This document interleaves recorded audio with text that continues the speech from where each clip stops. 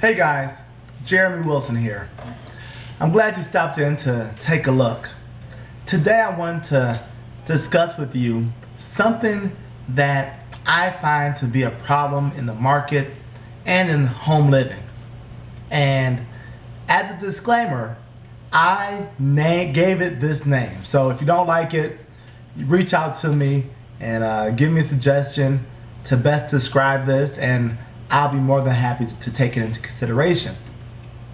But I call this Cluteremzoria. That's right, Cluteremzoria. Now you guys might be saying, what the heck is that? Well, quite frankly, what I'm describing is clutterness. But not just clutterness at home or on your office desk, but clutterness in the mind, in the business opportunity that you might be pursuing, in every aspect.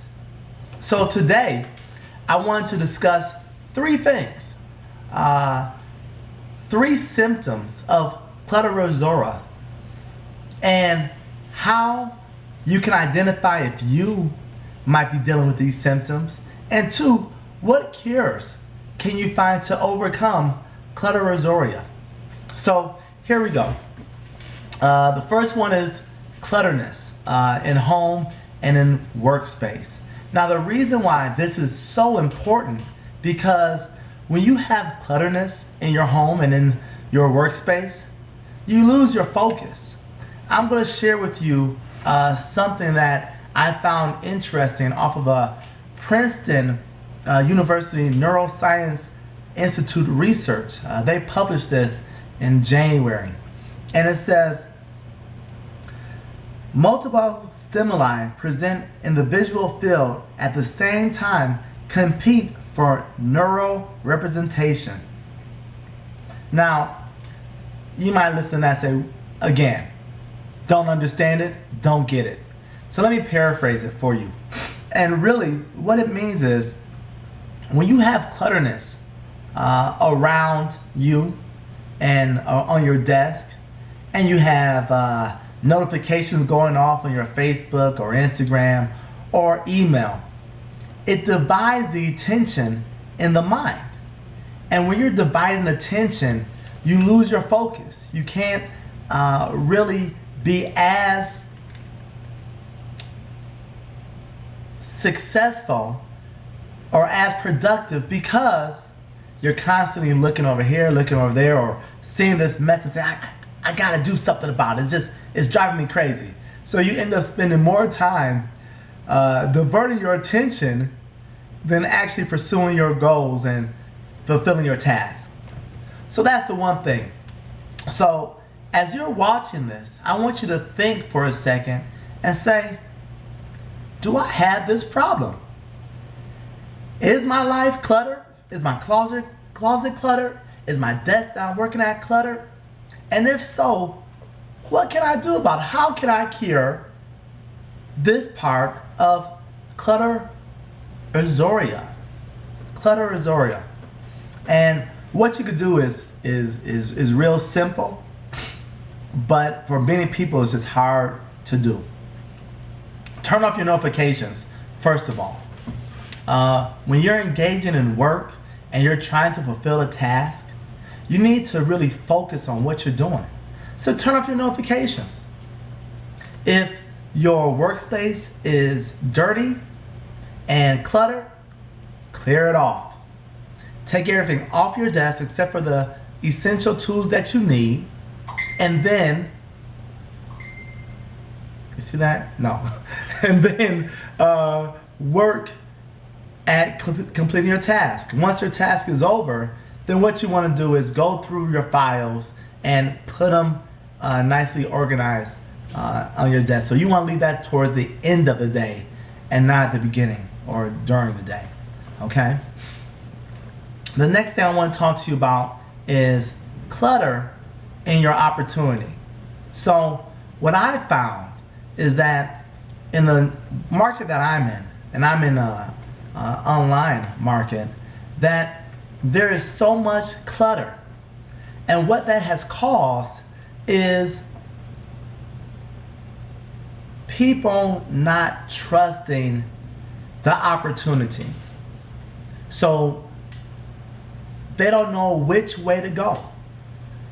So if you have found that you really want to do something online or in a home-based business, yet you're not sure in where you want to go, it's because of the effect of cluteremzoria.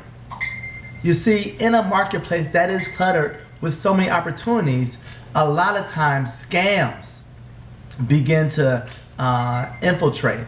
So you can't decipher a scam from a real opportunity.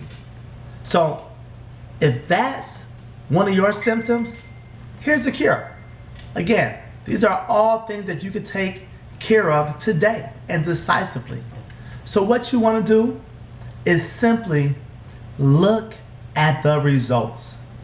An opportunity that you might find online, if they don't have results that you can look at, then that is an alarm for me to take a step back. See, most people want to be transparent. Hey, we're doing so great that we want to show you how great we're doing. And those are things that I look for when I plant my flag with a company. But when the results, and they're not typical, not all results are typical, but when the results are hidden from you, then it should send off an alarm to you saying, maybe this is not the best place for me to plant my flag. Another problem that many people have is that they jump from business to business or opportunity from opportunity. Again, this is the effect of cluteremzoria. With so much opportunity, you just want to try them all. And actually, the reason why that is concerning is because it creates failure. See, if you don't stick to it and you fail, and then you jump into something else and you don't stick to that, and then you fail, well, what happens is that you again think everything is a scheme or something else. So really, it's a symptom of a larger problem. And so I want to share with you what another person wrote about this, and it's Mindy Lillyquist, and she is a home business expert. Now, before we talk about what Lily wrote, one of the things I want you to understand, again, why I say these are problems to a bigger, is because if you search making money online, you'll find over 102 million results. So how can you know which one's the right one? If you search scams, online scams, you'll find 60 million results. So you have these opportunities, and then half of them are scams, or so they're perceived as. So this is why we have to really understand the problem, the bigger problem, and come with solutions. So this is what Mindy said. And I want to make sure I say her name right. Mindy Lillyquist. And what she said was 91% of millennials, and that's people between the ages of born 1977 and 1997, expect to stay in a job for less than 3 years. That means that they will have 15 to 20 jobs over the course of their working lives.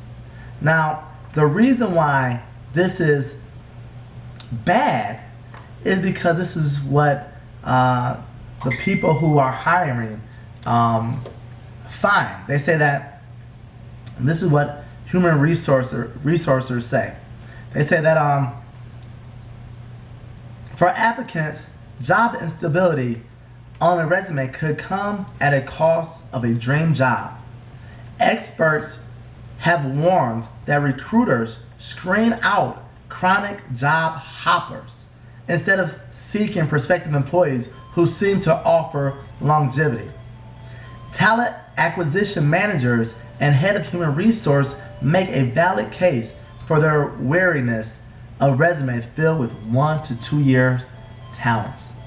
Now, the reason I bring this up is because in the business that I'm in, as an affiliate of a company, I'm self-employed. And it's the best thing ever. As a self-employed person, I have to take my business seriously. I have to understand that what I do and the results that I get are tied together, that there's no one else's fault. But if I take my job or my business as gambling and jump from one place to another place without seeing the results, again, it's cluteremzoria. Because of the market being so saturated with opportunities, and because people are promising you this and promising you that, you jump and jump and jump. And yet this tells us that by doing that, you're not going to see the results that you truly want. You got to stick in the game. You got to be all in. So you got to stick with it. And that really is the cure to the symptom of treating your business like it's gambling. You got to stick with it. You got to see results. And you got to understand that every experience is not a bad one as long as you learn something from it. I like to think about Thomas Edison, the inventor of the light bulb. Now, someone might say other person did it, but stories were written about him that he tried over 6,000 times until he finally reached the result that he wanted. Do you have that same commitment and dedication? If you don't, you might have what? Cluteremzoria. So again, you want to stick with it, and by doing so, you will see the results that you want. Okay? She goes on to say, and this is interesting. She goes on to say, so with hundreds of multi-level marketing companies touting success and pushing everything from makeup to home utilities to weight loss, the average American will likely come into contact with MLM opportunity or representative. And actually, this is the success rate. So this is very important for those who might be in this industry. They say that in the first year of operation, a minimum of 50% of the representatives drop out in less than a year. Now, it is said that for a offline or brick and mortar business, that for an average person to see success, it takes about 7 years to see success. Now, that doesn't mean that it takes 7 years to actually make some money, but it takes 7 years to actually, see success. So if people are dropping out in the first year, well, do you think that they're seeing success? Of course not. It just doesn't fit the model. You have to stick with it. It says, after 5 years of operation, a minimum of 90% of representatives have left for another company. So are we starting to see the problems of consistency? You have to stay in the game. You got to be all in. And once you are, and you're staying focused, you will achieve success. It's just the facts, guys. And my goal today is to help you see how you can achieve the best for yourself and for your family. So if you relate to these and you see yourself jumping from opportunity to opportunity, or if you see yourself with not knowing what opportunity to get into, or if you find that your life is just cluttered, that your mind has so many to-do things that you can't focus on one thing at a time, you might have, I heard you say it, cluteremzoria. And again, if you don't like the name, just shoot me a message and give me a suggestion. I'll be glad to change it if it fits what I'm trying to describe. So hopefully these few things have helped you to really understand what I'm talking about, why it's so urgent to make a change, and how you can succeed. The last thing I would suggest is that you work on your mindset. If you start off your day with what won't work, what hasn't worked, and what's not going to work, that's exactly what you're going to get. What doesn't work, what hasn't worked, and what will not work. So instead of doing that, why not start with what if? What if I change the way that I view the results that I'm getting? What if I see that everything I'm doing is for the right reason at this particular time? That if I just keep on, I will have success. If you start your day off with what if, your mind will get you to a point where you'll start answering those questions with affirmative actions, with actions that you can do to help you reach your goals at a more rapid rate. Finally, I invite you to get in contact with me. If you have questions, concerns, if you would like to have a one-on-one conversation, give me a call. Reach out to me on any of the social outlets, Facebook,